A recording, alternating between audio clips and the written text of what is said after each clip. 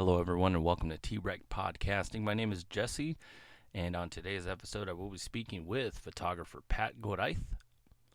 Pat, say hello. Hello, hello. Can I ask you what got you interested in photography? Well, I remember one of the first times I saw a photograph or a photograph of myself, I went into the hallway and I got into the buffet drawer probably to get napkins out to set the table, and there is a pile of bills in the top drawer, and as well as paper clips and office supplies. And I guess this is just where my parents kept all that stuff. And right next to it there were some envelopes that had photographs in them that you would get at the drugstore. You would take your film down and drop it off, and they would make little prints and put them in an envelope, and my mother would go and get them and thumb through them quickly and put them in the buffet drawer. And I would find them and then look through them and go, look, this is great. Look, here's a picture of us, and here we are at Easter, and here we are at Thanksgiving, and here we are at Christmas, and it's all on the same roll of film. You know, people just didn't take that many photographs back then. So I promised myself as soon as I could, I was going to take more photographs of life, because I thought it was amazing that you got to stop time. I mean, those pictures would never change. There was the picture of us all in a group on a camping trip or at SeaWorld or wherever we were. So I wanted to do more of that. So I think that was when I was bit. And when they said, what do you want for Christmas? I would say, I want a camera. How old were you when you got your first camera? camera? Probably only 7 or 8 years old. And they bought me a little plastic camera. Do you remember the model? No, I don't. And I took my first camera to SeaWorld and was taking pictures of the manatee, and I ran out of film and I had to race over and tell my mom, I've run out of film, I've got to get some more film for this, just in a crisis mode. And we were not a very rich family. We actually slept in the camping trailer and the camper in the parking lot of Disneyland or SeaWorld or wherever it was. So for them to buy film for me was very gracious of them. But soon I wanted to be able to get more film and more pictures and have a go of it. There were a lot of things I wanted to do. So one of my first pictures was when I got that camera for Christmas. Was I went into the backyard and I found the dog and I put him up on the barbecue bench, and I took a picture of him, and I took a picture of my dad, who happened to be walking by the backyard, and he took a picture of me. And if you think about it, those are documentary photographs. So off I was going at that young of an age. Now there's a gap in between those pictures and when I started studying it in school. I always was very interested in art, so I realized there was such a thing as art photography, and I wanted to combine both of my loves there. At what age would you say you really started to think about it and like really thought about it as a career? It would have been college. I mean, I studied journalism in college. Well, can I ask you what you majored in college? Yeah, I was a journalism major, and I wasn't getting very good grades. I mean, I could write, I could get by, but it just didn't seem that much fun to me. And so I was getting straight A's in art classes, graphic design, and photography. So I thought, well, why don't I do this? I mean, there was by that time I'm at Phoenix College. I didn't study it in high school, so by the time I get to Phoenix College, I had an instructor there named Alan Dutton. And Alan Dutton was a guy born and raised in Kingman, Arizona. So he was this big barrel-chested, tall guy with horn-rimmed glasses, and he grew up in mining towns, and he had an engineering degree, and he started studying photography himself and decided to start teaching photography. And I have one of his books in the other room that I just bought. So he took that to a whole nother level for himself, and he's known all around the world. He also made photography that was built on comics, on humor, and he would take pictures and then cut out objects out of the photographs and paste them on a larger canvas and take a picture of that, and was a very early way to do composites, and these were humorous, and only then did I realize that you could have fun with this, and you could do documentary photography. And so I get from Phoenix College to ASU, and I'm running into photojournalists there that were studying in the Cronkite School, and so I was just surrounded by art, photography, and journalism all day long. So that's kind of where it really took off. The only thing I couldn't do in college was make art. I had no money. So I studied it. I could buy the materials and get through the classes, but I really wasn't able to make art for myself. Did you know which direction you wanted to take your career? Well, I was already working in photo labs, not the kind of lab that we work in today, but I was working making photographs for other people. So there I could learn how to make prints. Now what I wanted to do was make beautiful landscapes, because I was getting into backpacking and camping and being outdoors. I was young and I had time on my hands on the weekends, and so I wanted to combine those things and travel around Arizona. So that's when I began to travel and introduce the photography there. So I made 2 trips to Europe in '83 and '86 and combined a lot of photography doing that. What part of Europe did you end up going to? Western Europe. So we started and went through a lot of England and ended up in France, went down to Spain, and then went from Spain to Germany, went up through a little bit of Bavaria, and then left from Paris. The '86 trip went from London, went up to Scotland, and then came back through and ended up going to Bavaria again, and then through parts of France, and ended up staying in Paris for a while. So it was most all of it was Western Europe. And the second time I went, I was a little bit more focused. I wanted to take photographs of a lot of waterfalls in Europe. The first trip was kind of focused around going to Le Mans, the 24-hour race that took place in that French city.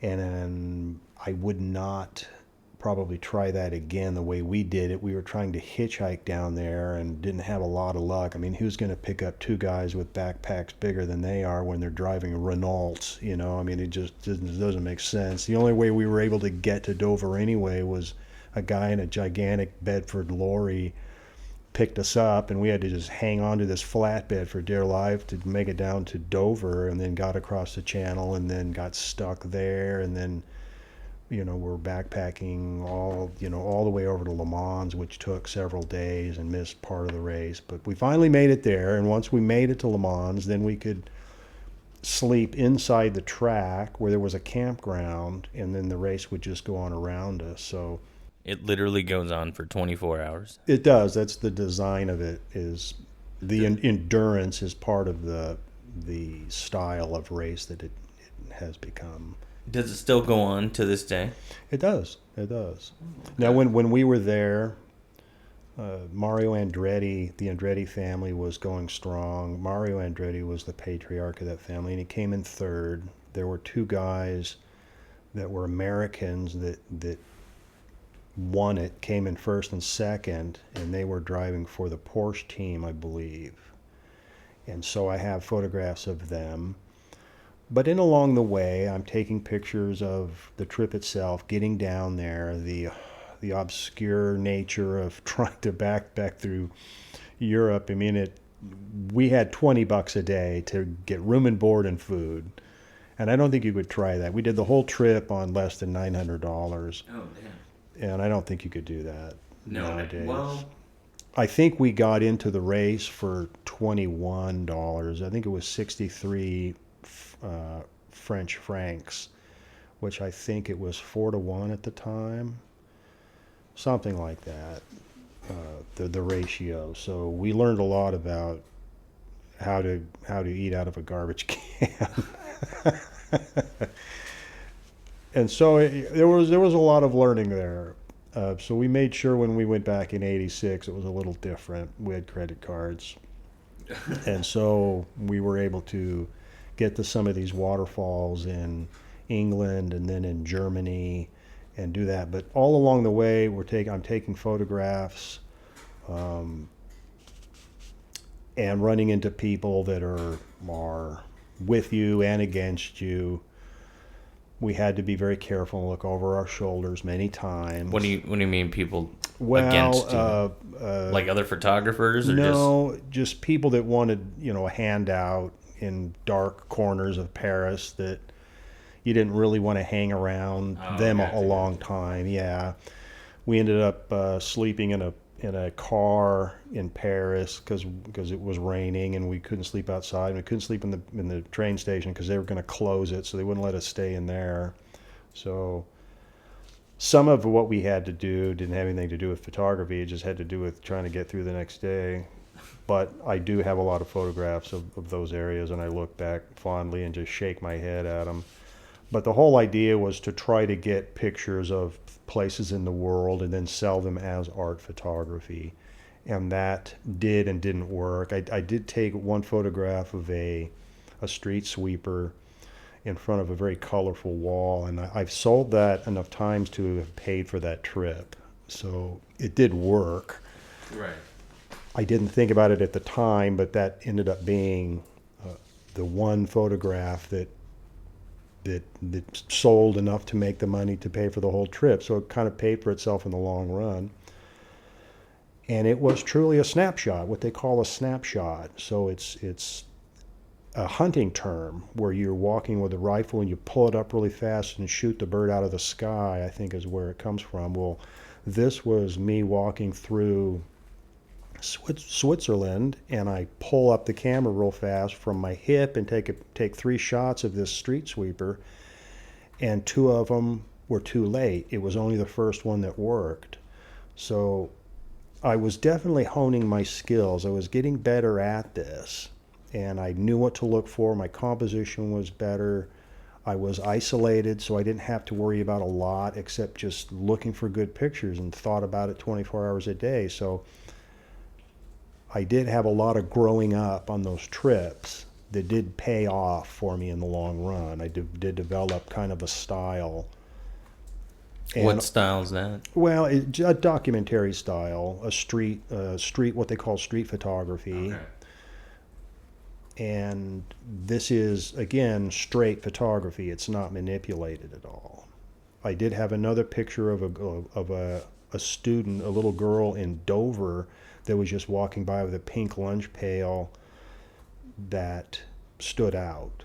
And it was, again, just a snapshot. I mean, she just turned her head and had all of her weight on one foot, so that the next 2 shots were completely off base. It was just that one picture. So there was a real decisive moment there when the picture worked, and then within a second or 2 seconds it didn't work. So I definitely knew what to look for and when to take the picture. And I did use up all my film, I think, at the time. I didn't come back with any film. I was just burning it as fast as I could go, recklessly, whether it was a race car or just individuals. We at one time were in London, we were on top of a double-decker bus just taking pictures of the chaos of downtown London, and the picture looks like it, So again, it's just straight photography. And by the time I get back to Phoenix, then that's what I wanted to do. I wanted to do more of that. And so I turned the camera on Arizona and started taking pictures of the outback of Arizona, pine trees, snow, deserts. We have a very unique Sonoran desert here with cactus and snakes and rivers, and that's very unique too. So my art started to be more about Arizona landscapes. So Arizona's your muse, basically, right? It is because it's right here in the backyard. Do you remember your first photograph that you took of like the Arizona landscape? Yes, it would have been on a backpacking trip. So it would have been on one of the rivers that I went down with a couple of guys that were capable of doing this.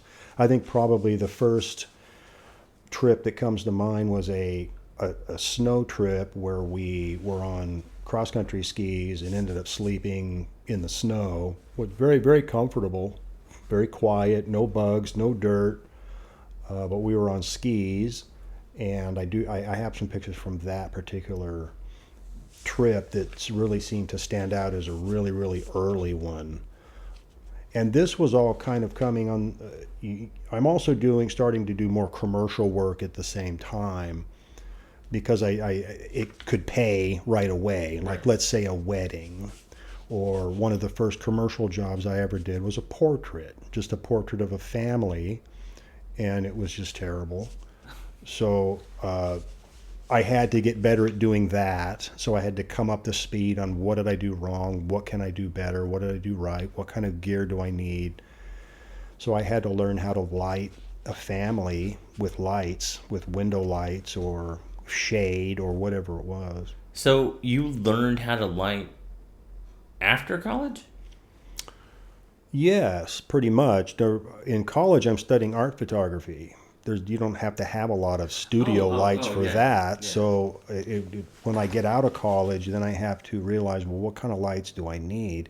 And then also, how do you work this equipment? How do you sync a flash with a camera? And when is it too much light? When is it, what's the shutter speed, and how does that work with a flash? And what are the differences of the different shutter speeds and the technique of it. So I was started to do weddings, and I got very good at doing weddings and those are tough to do because you're expected to do a whole lot of work in a small amount of time as fast as you can go, and they have to be perfect. And they have to be perfect. You only get the one shot, and this is film, so you can't be underexposed, overexposed, blurred, out of focus. You have to nail this stuff, roll after roll after roll. I mean, if you don't get a picture of Grandma Jessica and she dies, then you blew it, But I've always been able to pass off good wedding photography. So I did that. I learned how to do some catalog work for a guy that was selling Civil War memorabilia. And I could go a little slower at that and just assembly line these items in front of the camera, and got good at lighting. And so I kind of had that, so I could take on jobs when they were offered to me. And in the meanwhile, on the weekends, I could still go backpacking and take pictures of the Sonoran Desert or the Outback.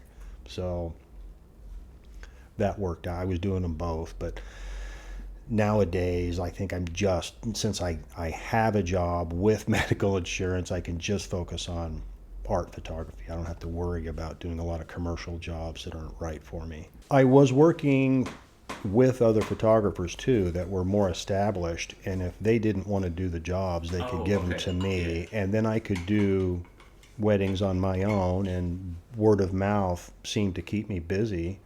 And weddings paid very good. They seemed kind of trite, but they paid a very good rate.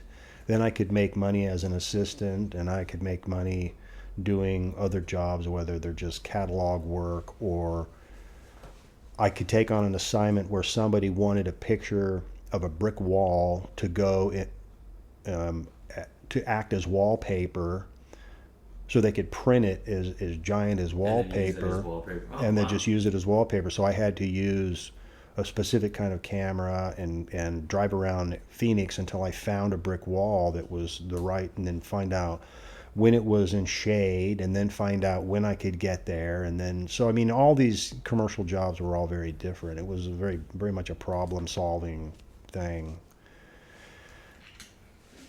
So those were the projects that paid money. I was still working in photo labs, so I could do photo lab work and assist for other photographers and do the other jobs myself. So it kept me busy, and sometimes I didn't look for work because I was just, I had enough on my plate. But soon I started thinking about art projects, not a one-off picture like the street sweeper in Switzerland, but more a theme that I could work on. And so I started to look at art that way. Is there a place that I can go back to many times and get very, very good at taking pictures of a particular area, and just by overwhelming odds, I'm going to get good shots out of this if I go enough times. And so that's kind of how I treat the jobs now. Is there a subject out there that I can keep going back to many times, and I'll get one or two shots every time I go? But if you go 10 times, you have, a tremendous body of work. What was your first art project that you returned to many times? In the late 80s, I started to meet guys that were involved in environmental work. They were environmental activists, and they had a a group around them that was interested in rainforests. There was more of an ecological awareness about forests in our world, and there was a thing they used to say is, think globally and act locally. Well, we don't have a lot of rainforests in Arizona. All of our forests are very dry, ponderosa pine forests. There's not a lot of wet forests here, but in the Pacific Northwest they have temperate rainforests there. The United States has control of less than 1% of the world's tropical rainforests in Hawaii and Puerto Rico, and very, very few. But if you can prove that you can take care of your own rainforest, maybe you can go to other places and say, hey, let us show you how to forest or to log a forest sustainably. You don't have to clear cut a whole forest to get out a few big logs. And so I aligned myself with them and ended up getting some grants from the Rainforest Survival Foundation that was located in Tempe, Arizona. And those trips took me to Hawaii and the Pacific Northwest and Canada and eventually South America. And that was in the late 80s, early 90s. So I would go back many times, many days into the same forests or the same places to get those shots and build up a body of work. Sometimes I would get a whole bunch in one particular valley, and then after 2 or 3 valleys, you could get a lot. So I would return to those shots. The Pacific Northwest has, in the Hoh River Valley in Washington State, they have a lot of temperate rainforests there that are just extremely unique. And so I would go back there many times and just spend weeks there, driving around the whole peninsula. So that probably would have been the first real art project that lent itself to something a little bit more important, which was, educating the country on how to sustainably log a forest, and it worked. I mean, the work I did was just a drop in the bucket of what everyone did all together, but we were able to make slideshows and get them to schools that were starting to introduce ecology programs in their schools and try to educate younger people about what's important. A lot of protesting that took place worked. You had a New Zealand company that was logging forests in Canada because they couldn't get away with it in New Zealand. So timber was, So you're telling me that this New Zealand company would buy timber from Canada or wood or whatever from Canada, then ship it all the way to New Zealand? No, they were shipping it to the Orient. I think it was Japan. And Japan didn't use the logs. They just sunk them all in their harbor because they knew someday they could use this stuff.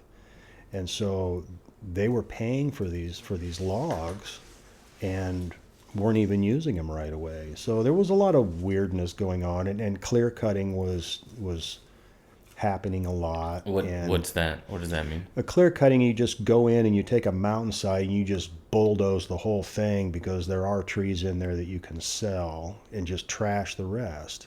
Whereas after everybody was working together, logging companies and environmentalists and countries were all on the same page. They learned how to go in and extract larger logs and get out the ones they wanted without trashing a whole forest. I mean, once you get rid of a forest, you get rid of whole ecosystems, you get rid of animals, you get rid of everything, which is totally unnecessary. And they're just doing this because They didn't care. And that was the point we were making. Well, photography helped do that. And so I found value in using photography to make a point, to stick up for these wild places that couldn't stick up for themselves. So that would have been one of the first real projects I did. So in the 80s, would you say that there was like less information about like what exactly goes on in the rainforests of the world and stuff like that? Yeah, I think so. And eventually I got down to South America and toured that. South America was a whole lot different because there was so much of a language barrier down there in Brazil. And we found out that it was going to be impossible to do because you really kind of need the people that live there to take on your idea, and they were completely unwilling. To them, the forest was in the way. They wanted to... Wait, who thought the forest was in the way? The Brazilians are the ones I was thinking of, because they wanted to, and they still do, they want to just torch the forest so they can grow grass, so cattle can eat the grass, so they can process beef, so they can have hamburgers. What? To them, it's not about steadying an ecosystem. I know. To them, it's not about steadying an ecosystem and making sure that these forests are around. It's just in the way. I did portraits of guys down there that were in charge of different parks that were rare parks that had wild animals in them, and then we found out later that they were on the bribe anyway. I spent most of my time on the cerrados, the big savannas, or in tropical rainforests, which is just an amazingly beautiful place, but rough. I mean, it's impossible to just walk through a rainforest. It's just muggy, humid. They're jungles, It's just really hard to do. So you'd have to go to places that were established as ecotourism spots, and even then it was just wicked hard to do. Was it like a follow the trail type of situation? It was. Walk very slowly. Have something out in front of you and be whacking these bushes to scare up anything that could, snakes and bugs. I mean, the first bug that saw the can of off ate the can. So these were some nasty critters. I'm exaggerating, but by the time I got back, I had sand fleas all around my waist. What? Yeah, so... What are sand fleas? Sand fleas are like lice. Oh. All around my waist, because it was so hot there. They would go after moist, hot places when you're sweating. So I had to quickly realize how to get rid of these creatures on your body, which meant lathering yourself up with Vicks Vapor Rub until it starts to burn them, and then scrape them off with a Bowie knife. What? So... that would have been probably the first project. And when I get back here, I was looking at things that were in Arizona that not many people knew about that were important to me too. And so I ended up in the late 90s doing a project on what is now the Agua Fria National Monument. And there's a lot of archaeology out there. I was always very interested in rock art. I was fascinated with things that people leave behind, like rock art and tree carvings and things that you find, like makeshift graves and... or I mean, just like the foundation of like an old home that's like in the middle of the desert. Yeah. Why is it here? Yeah. What happened? Also, old buildings. So that would have been a second real important project to me, was to photograph Perry Mesa, and Perry Mesa had enough for me to do it. It took me many years, and I probably returned there 20 times and would take photographs of the archaeology out there, and then ended up having a show based on that. So, and a book too, right? And the book, yeah. So going back to a place and continuing to work on an idea does pay off. So that was probably one of the more important things I did. Were you able to take like a picture of like every single piece of art that's out there? No. There's or is still, this like a continuous thing for you? Do you yeah, still it go out is. I can still go out there and go to more places. I was just running across one of the books I had that talked about one of the canyons that I hadn't even been to, and I think we have been to maybe half a dozen canyons so far, and along the Agua Fria River, and on Black Mesa, which isn't part of Perry Mesa, but it's part of the Agua Fria National Monument, and there's just archaeology all over the place. It's way too much to protect financially, so Bill Clinton and Bruce Babbitt was the Interior Secretary at the time, and he was born and raised in Flagstaff, so he knew about it, so they put it aside as a national monument at the end of Clinton's second term. And by then, I was savvy on where to go and what to do and how to be comfortable in this treeless landscape where the sun's just right on top of you. The 13th century was a very wet century, so these Indians came out there and did, on top of the mesa, they farmed and raised enough crops to live a sustainable life for 200 years between 1250 and 1450. It wasn't the desert that it is right now? It is a transitional desert. It's above the desert line that includes the saguaro cactus, so there's no saguaro out there. Oh, I didn't know that. But it does have scrub pine like the juniper, so it's probably about 2,500 feet, maybe 3,000, which isn't that high. So it can get plenty hot, and so you can't go out there a lot in the summertime. So if you pick and choose the times of year that you can go out there, you can be very comfortable. We've had a lot of fun going out there. But that would have been another very important project that we did. Now I'm on to other things that people are leaving behind, like tree carvings. Those are the ones in Flagstaff, correct? Or those are the ones in Sprinkled Road? Flagstaff, and come to find out that the tree carvings that were made by the Basque while they were grazing the sheep, they were also going on sheep drives where they would literally take the sheep and move them from the high country to the low country. So they were walking these sheep from Flagstaff to Mesa, and this would take them months. Now, why would they do that? Well, if you have sheep that is in good shape, it's better meat.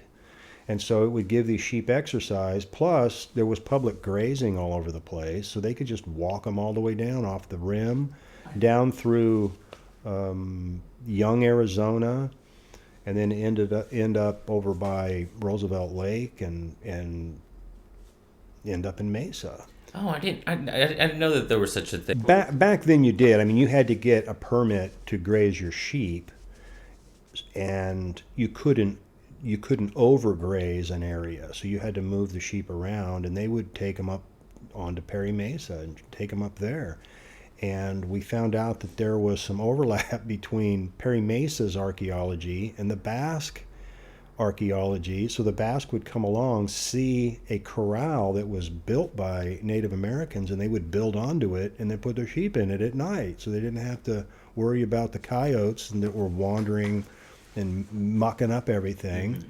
So this was great for me. Those are some of my favorite subjects. So we enjoyed going down there. And how did you come across it? Like what about it is something that resonates with you? Well, we joined a group called Friends of the Agua Fria National Monument, and these are basically retired people that were site stewards that would keep their eyes on the archaeology that was on the mesa, the two mesas, Black Mesa and Perry Mesa.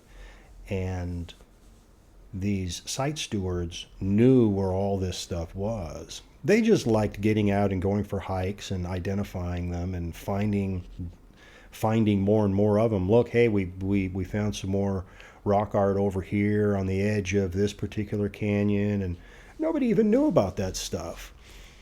So eventually they came across these corrals and they realized that there was some makeshift, newer types of rocks and boulders that were put on the edge, and then they would do a little bit of research and find out from the families that were in northern Arizona, yeah, we used to bring the sheep over there and graze them. So they would just get firsthand knowledge from families that generations later would admit, yeah, we were over there building onto these walls. I mean, the Archaeology Act was only 1973. Before that, you could take a bulldozer in there and bulldoze up all this stuff and take pots or whatever you find. And it wasn't until after 73 that they made it illegal.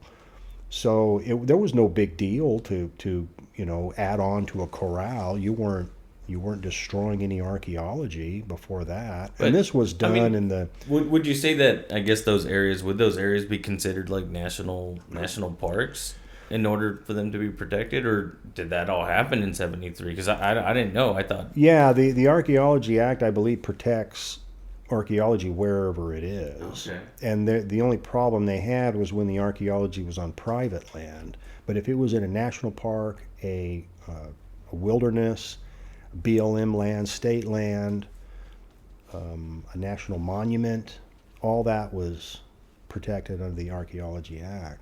And that's what these things felt, were covered under, was the Archaeology Act. So they prevented people from literally going out there with bulldozers. And you can see where a lot of this rock art is just, people would go out there with lapidary saws and saw off the face of a boulder that has archaeology on it and come back and put it up in their house. Perfectly legal. Or they would take bulldozers and bulldoze up a boulder and drive it all the way back to their ranch, load it onto their truck, take it back to their ranch, put it in a decoration. It's all legal game. I mean, I have a matata in the backyard that was given to me by somebody that used to work at the lab that we work at. She grew up at South Mountain, and her father used to go to South Mountain Park and take hikes out there in the 50s and the 60s, well before the Archaeology Act, and they were bringing this stuff back and lining their garden with them. And so when she was getting ready to move, I noticed it, and I said, "Are you going to take this?" And she says, "No." I said, "Well, can I buy it from you?" And she says, "You can have it." She goes, "These things are all over the place." Oh my gosh. What? That's crazy. So I wanted to call attention to the value of the native heirloom. And that's what the show at Pueblo Grande was. Well, by that time, I was running into archaeologists that found it important, who were running workshops and having classes at Arizona State University that was grooming archaeologists out there.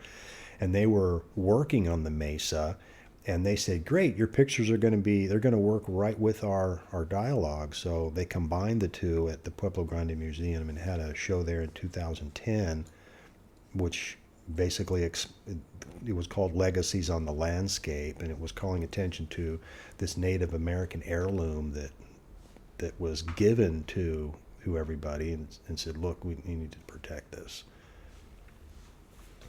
So, by that time, it had already been set aside. Or when was Clinton in office? I think it was right around there. So Todd Bostwick was a City of Phoenix archaeologist, and he was the one that kind of coordinated. He saw my pictures and stood up and said, "This is great," and he ran out of the room and told the director, "This is going to be our next show," because he hadn't seen photographs like that. They were all done with a large format camera. They weren't with the SLRs that, the smaller cameras that we use. What kind of camera did you use for those?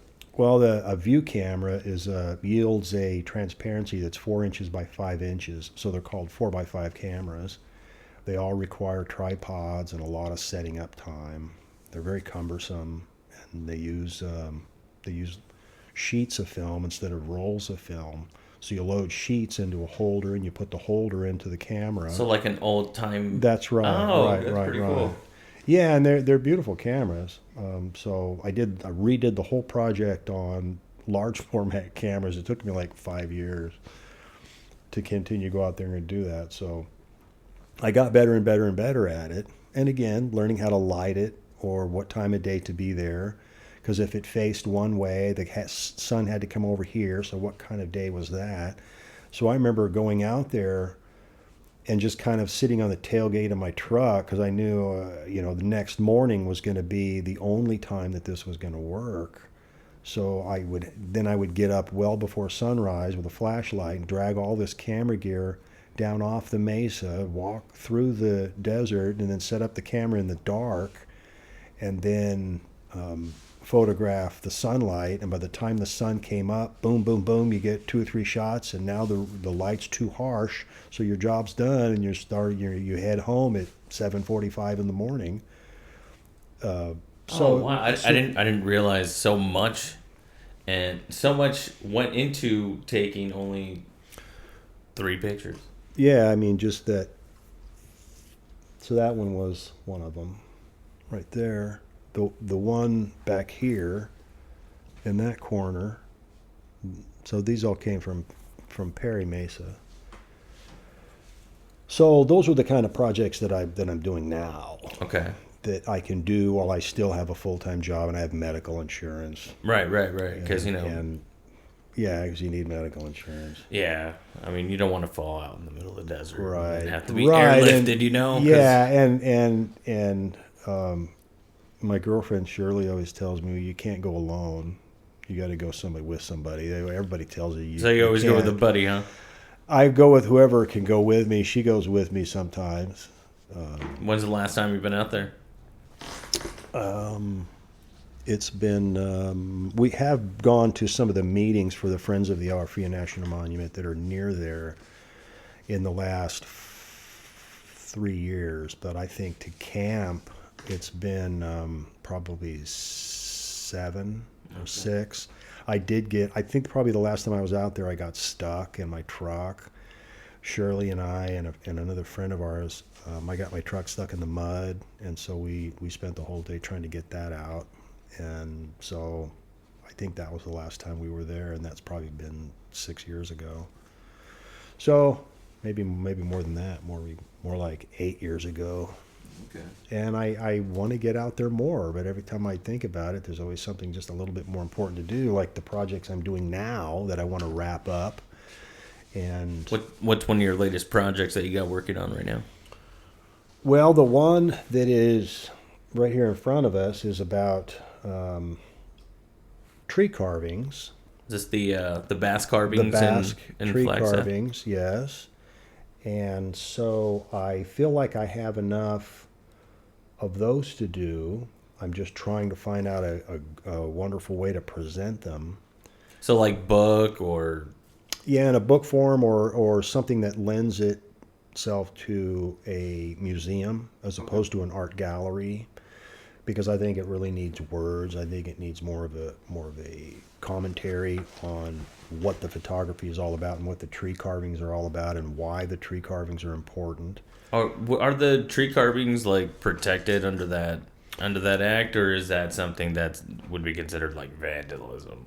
It is very much considered vandalism. Okay. Yeah, and then I was told that when I was talking to the Park Service in Flagstaff, and they are saying, well, you understand, of course, this is vandalizing. And they say, we do understand the practice that went on, but you're still defacing a tree. Now, if you go up to Flagstaff now and go through the forests and see some of the ones that are right on the trails, you can see that it says España on it, but it's surrounded by 30 other carvings by other people that say, Billy loves Bobby or whatever it is. Right. And, well, I mean, it's human nature to leave your marking wherever you go, right? Especially somewhere you've never been. It is, and that's kind of what I'm drawn to is the self-expression of it. I mean, even graffiti. I'm not a big graffiti fan, but I can appreciate at least somebody wanting to say, hey, I was here. I think Native American rock art falls into that category on some level. And then what they call arbor glyph or I've heard them called Is that what this type of photography dendroglyph. or Yes, it is. thing is called? This one here, the one that says Viva Yo, and then it has the guy's name, Juan something, and then it says Fania Navarra, or I can't really, I have it written down. I'm not sure of the Navarra for the sure. city name, but Navarra is one of the provinces in northern Spain. It's in Basque land, but it's on the edge. Bassa Navarra is in France, and that's a Basque community. That's a Basque state. So Navarra in Spain is under it. It says España, and under that it says 12/7/72. So the 12th day of July in 1972 is when this one was carved. But the very top line says it all. I live. Viva yo. I live. And I think that's what everybody's trying to get to is, look, I don't want to just be up here, and I want somebody to know I was here, you know, and most all these tree carvings are saying this. They'll have the guy's name, where he's from, and the date. And the trees are full of them out there. Now, the tree carvings are on trees that are big enough to carve on. If it's a big enough to carve on it, the tree is already 60, 70, 80, 90 years old. Aspen trees, which is what they carve on, because it's skin, it's not bark, they only last 150 years max. So these trees, they're only going to be up another 50 years or 40 years, and then they're going to age out. In the meantime, they've got to withstand snow, wind, rain, water, and then disease, and then bugs. So all these things can kill these trees. So a lot of the trees that I've been photographing are not around anymore. I have been in contact with the Basque people in Reno, Nevada. They have a University of Reno has a school of the Basque culture there, and they go about documenting their trees a bit differently. They don't just photograph them. They've tried it with videotape, and now they're doing it a different way. But they want them recorded because they know that they're going to disappear. They're not going to be around forever either. And if they get close, sometimes these trees are cut down for wood. So I think it's kind of nice that I'm at least, you know, documenting this stuff, so we have at least the pictures forever. So when they do disappear, at least we have a record of them at least being here at one time. Now in northern Arizona is only a fragment of the Basque culture that was here in the Southwest. The majority of them were in Reno, Nevada, in northern Nevada, or northeastern California, because they were all really kind of coming here to work in ranches and run cattle and run sheep for the the gold rush of the 1840s and 50s. Well, once that kind of whittled away, then they had all these immigrants who ended up working on farms and running their own businesses, running their own ranches, and they got more into cattle ranching and sheep ranching. And you know, those states are full of Basque families. They're huge cultures. Down here, the one we have in Arizona is not really that big. So I find it even more important to at least go up there and get pictures of these things. And I have many photographs of the tree carvings. Now you have history with the Basque people. You yourself are part Basque, correct? Yes, my father was Basque.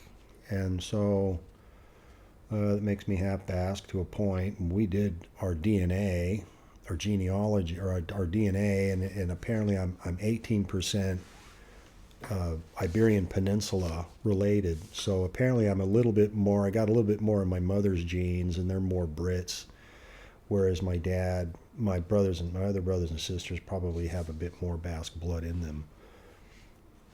But he was Basque. My grandparents were Basque. They came through Ellis Island. I went and downloaded their immigration forms off of EllisIslandRecords.com, so I could see what they had in their pocket and you know, what they looked like, how tall they were, you know, what color was their eyes and their hair.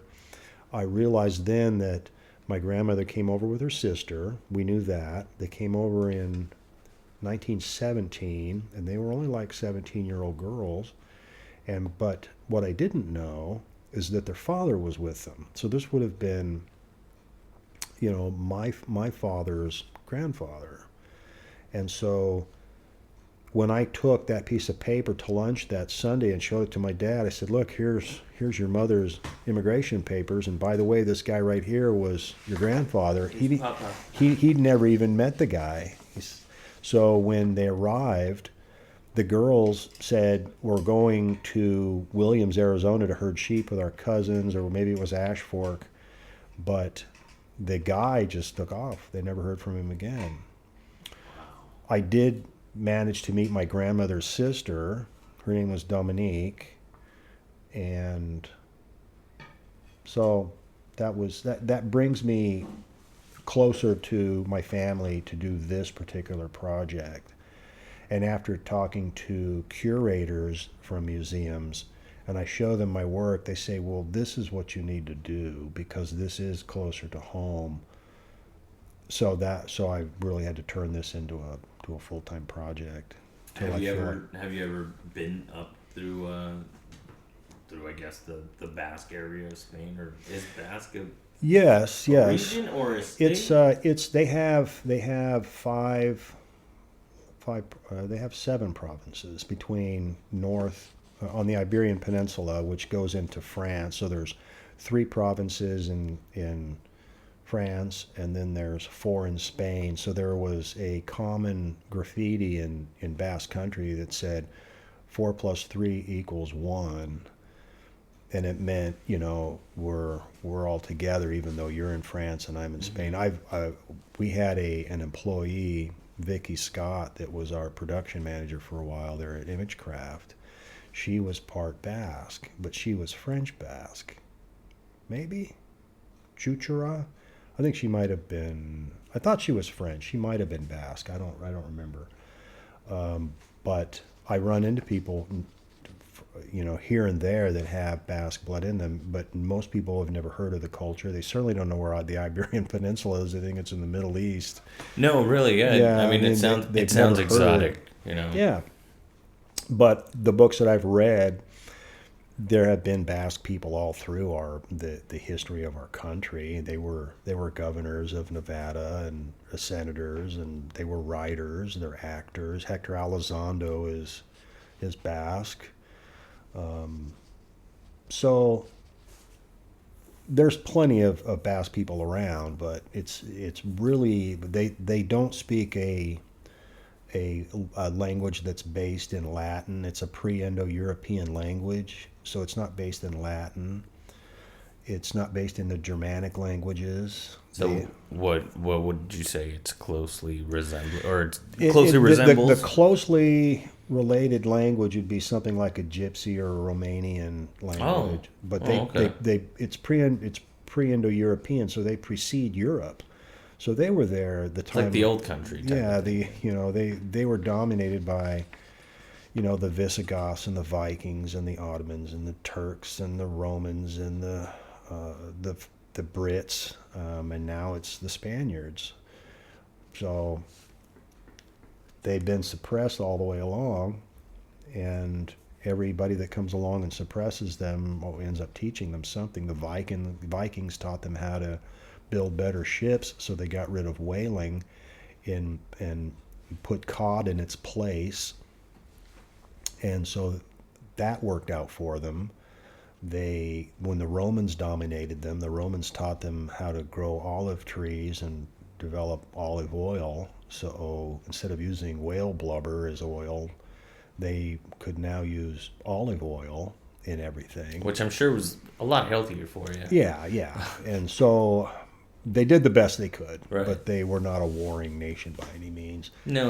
It sounds like they were more of an adopting one. They were, and by the time Hitler comes along, Spain really kind of wanted to sit out World War II, but Ferdinand Franco couldn't leave it alone, and he kept trying to dominate his country, and he couldn't dominate the Basque, even though he did imprison 250,000 and killed 40,000, he was still really was just couldn't get a handle on it. If you look at the map of where Nazi Germany went in that part of Western Europe, there's a big swath in France and northwestern Spain where they couldn't get a foothold.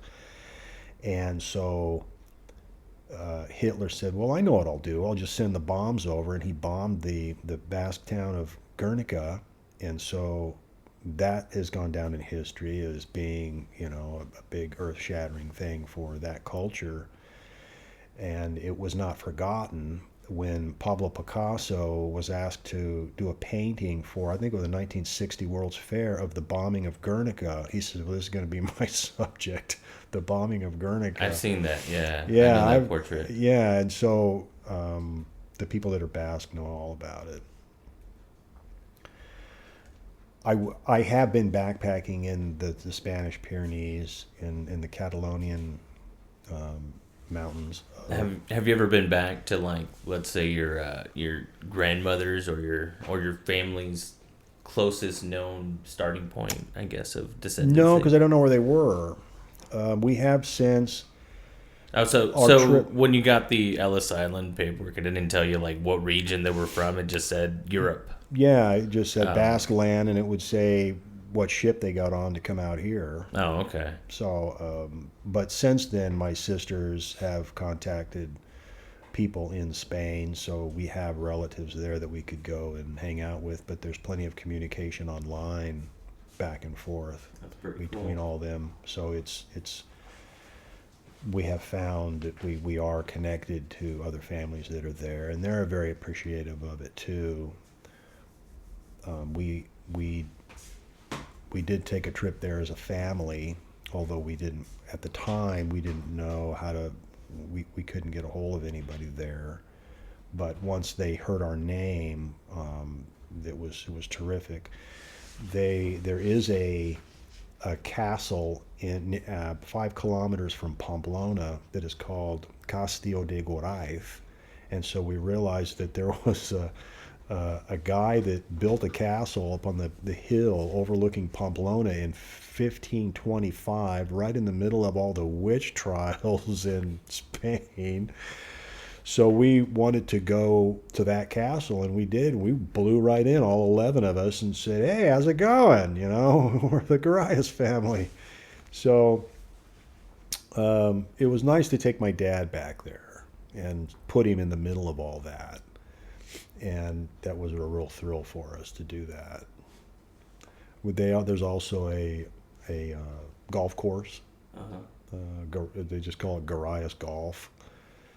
And it's in a very exclusive part of that valley, and it's run by at the time it was run by a guy from Scotland, and he said, "Oh yeah, we bought up all this land, and a bunch of Brits come down here for holiday, and we play golf, and it's a very exclusive kind of country club setting, and in the middle of that is this castle that they refurbished, and you can rent out a room or have a wedding there or wow, that's pretty cool. Yeah, so I mean the tree carvings has come full circle, so I'm wrapping that up. When my grandparents came through here, I think they just wanted to get out of Spain. I think there was a lot of suppression in Spain. It was harder to get jobs. Weren't there revolutions in Spain? And yeah, see, it would have been right before World War I, so I would imagine they were right on the cusp of having a war. I don't think Franco came to power for a few more decades, so they didn't have quite that suppression. But once Franco got there, he didn't want them speaking the language, and he would jail them for doing that, and that gave rise to ETA, what's that? ETA is Euskadi ta Arakasuna, which I'm not sure what it means, but it is basically, we're Basque and we deserve to live, kind of a quote, or we are in this together. And it was basically an eye for an eye terrorism. So the Basque were after the police. The police were the ones that would hear them talking their language, and they would put them in jail, and they wouldn't let them out. There's no It's not truly a democratized place. You don't get your right in front of a judge. They just throw you in the can and say, well, we'll let you know when you can get out. And so along comes ETA, and they say, well, we're going to take it out on you then. And we're going to take it out on that government building or this community over here or that judge or whatever it was. And then they got a really bad rap for, 25 years this went on. No, I'm sorry, it was probably a lot longer than that. So when a lot of times when you say you're Basque, the first thing people think of is ETA. And I didn't that's know kind of unfair. Huh. It's like saying, well, I'm from Northern Ireland. Oh, you're a terrorist. Yeah, no, IRA. not really. It's not exactly. Yeah. Now, since then, ETA has formally abandoned and denounced all violence because after Franco died, they got their university, they got to rev up their language, and they got to be their own community. They have an area in Guernica that's called the Casa de Juntas. I don't know what it means in Casa de Juntas? Juntas, yeah. The Juntas. That means home of the gathering, or the gathering, or something like that. Right. So this was the was gathering place. Right. This was like a parliament, an understood parliament, a Basque parliament, and in the Basque parliament they have a leader, a president, a director, whatever you call it. This guy has to be voted in to run basically the Basque region that you're standing in. And Spain has given them a little bit more autonomy, and so they can make their own taxes. They can pass down land to individuals, to family members, which they couldn't do before. So they're more or less like a providence or autonomous or region or something.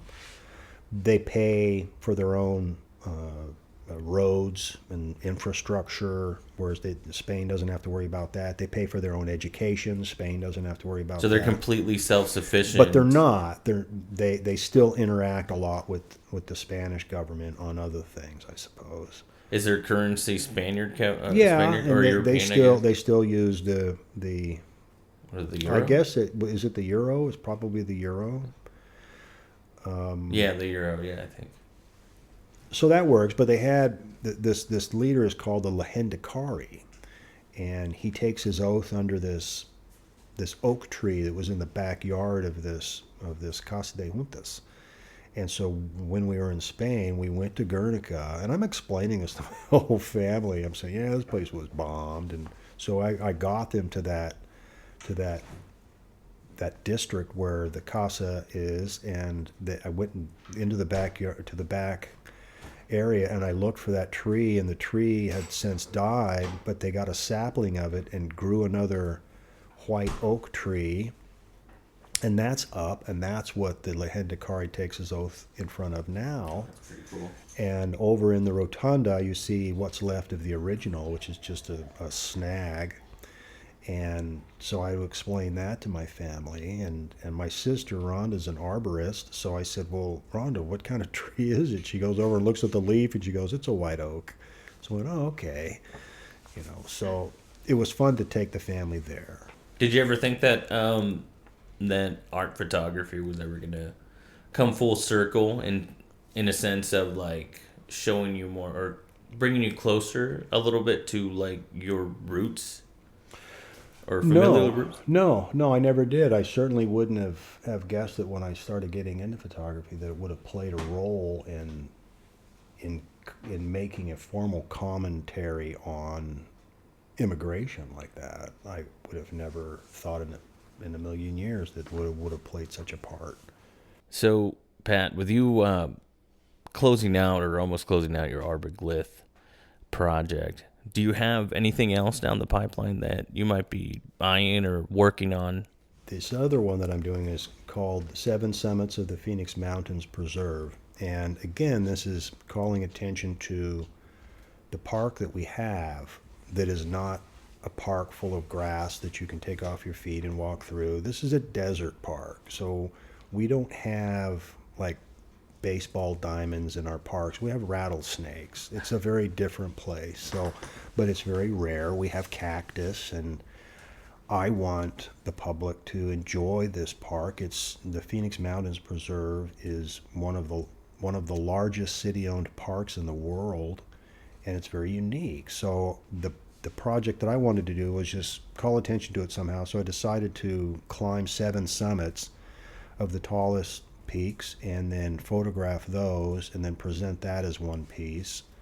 You have the 7 seas, the 7 natural wonders of the world, the 7 man-made wonders of the world, and now you have the 7 peaks of the Phoenix Mountains Preserve. So they are North Mountain, South Mountain, Piestewa Peak, Camelback Mountain, Shadow Mountain, Lookout Mountain, and Shaw Butte.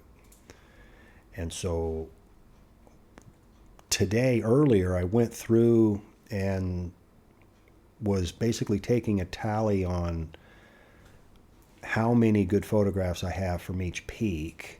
The last one I did was South Mountain, because that's not really in the chain of the other groups that are kind of all together in North Phoenix, whereas South Mountain is down there, so it was a little harder for me to get to. But I kind of feel like I have enough of South Mountain now, so I went back and started looking, and I guess I don't have quite as many of good photographs of Shadow Mountain and Lookout Mountain. So that's where I need to go next. I need to go back there and do some hikes, whether they're early in the morning or whether they're later in the afternoon. But I've started this one since May, and so I'm of last year. So I went all through the summer, and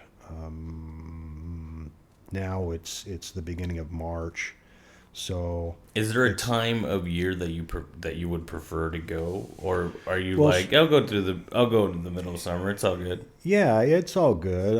I had to continue working on it, so it just meant I had to get up earlier in the summertime because the sun was rising at 10 minutes and 5 minutes to 6, and now it's not coming up until after 7. So it allowed me to take my time and get up there before sunrise. But for some of them, Piestewa Peak and Camelback Mountain, I had to get up very early and out of bed and to the trailhead well before sunrise because I'm taking up the camera gear, and it took me an hour and 45 minutes to get to the top of Camelback Mountain. So in order to get there before sunrise, you have to start at 4:30 in the morning. So it was a lot of work. But they're beautiful mountains. There's all kinds of wonderful people to talk to that are riding bicycles through there, and they're bringing their dogs and their families and their kids, and it's fun to chat with people. But I do need to go back up, and they're all very different. You're only going to find people in their 20s and 30s, and a few of the other age groups going up some of the taller mountains. Some of the shorter ones, like North Mountain, have a lot of people on them from a whole cross section of people that go up there several times a month to some that they just go up every once in a while. Some people look like they're not enjoying going up it. Other ones look like they're running up it and running it down. And it's like for Piestewa Peak and Camelback Mountain, I would say those are the hardest ones. But for something like Shadow Mountain, you're lucky if you see anybody on those. Or even Lookout Mountain, there's less than a half a dozen people that you might see. Now, why is that? Because I'm not sure. It may be because they're a little bit shorter. And either at a higher elevation or difficult to climb. No, maybe they're just a little more remote, a little less known about. I think some people are drawn to hiking a mountain where there's a lot more people, and I get that. Safety in numbers. Safety in numbers. Jogging clubs, running clubs. I think tend to go to Payastawa Peak and run around those mountains, whereas people that want to go and have a quiet sunrise are going to go to North Mountain or Shaw Butte or Shadow Mountain. Shadow Mountain doesn't really have a designated trailhead, so it's kind of hard to find an area to park to get access to that mountain, and it's not a real clear finishing point. Mm-hmm. There are many kind of peaks at the top, so you're not really sure exactly which one is the top of Shadow Mountain. So how many peaks are up there? There's at least 3. That would cause such a confusion. I mean, Yeah, 3, I think, that I can think of. Have you photographed from all 3 before? Yeah, I have. I photographed the peaks, and then I photographed that mountain from other mountains, zooming in onto them. I photographed Camelback Mountain and Payasawa Peak from Shadow Mountain. I photographed North Mountain and Shaw Butte from Shadow Mountain. I photographed Camelback Mountain from Payastawa Peak, because you're way up in the air, so they lend itself. There's nothing in your way. So that's what I'm doing right now, and so it's coming up to, what am I in, the 10th month? Yeah. Not 9th or 10th month. Give or take. Yeah, so 9th or 10th month, and so that should be enough time. I think editors want photographs that are a little more recent. So to bring them a photograph that was taken 25 years ago when I was hiking back then, they don't... Right. Especially if it includes the city, because there are things in the city that now are built or now it's changed, and they don't want to publish a print that didn't even have, the football stadium in it or whatever it is. So I have to be real careful about what I edit and what I include. I can't use pictures of the city that are very old. So that's why I wanted to go and do that and try to do it within a year. Now, who exactly would you try to sell this to, or magazines? Okay. Because they would pay. Whereas something like the Arbor Glyph project would be more of a museum idea, because that would lend itself more to documentary ideas on that basis. The mountain preserve calls attention to a recreation area, and that is, maybe more important to get people motivated to go out and exercise and hike. That doesn't have so much to do with recognizing the value of it, like the Arbor Glyph. That points to its value in a different way. Right. So it kind of lends itself to a magazine. So they're all different, and they all kind of overlap a little. So I evolve into this kind of photographer, and then that kind of photographer, and then something else. I'm not sure what I'm going to do after this, but I want to see this through. I think they're worth publishing, and I think they're worth showing in a museum. And then if I can sell art photography, because they still look good above the couch, then that'll be a real plus too. It'd be nice to make my money back on them. No, absolutely right. Yeah. So, Pat, in closing up, is there anywhere listeners can go and view your art, or do you have a website, a Facebook, a LinkedIn? I have a website. It's called Gorraiz.net. That's spelled GORRAIZ.net, and they can see all the projects there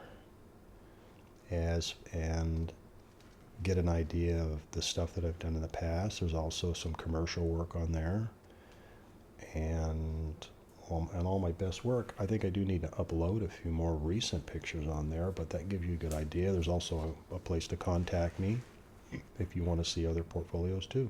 So awesome. sounds good. Awesome. Thanks again, Pat. Thank you.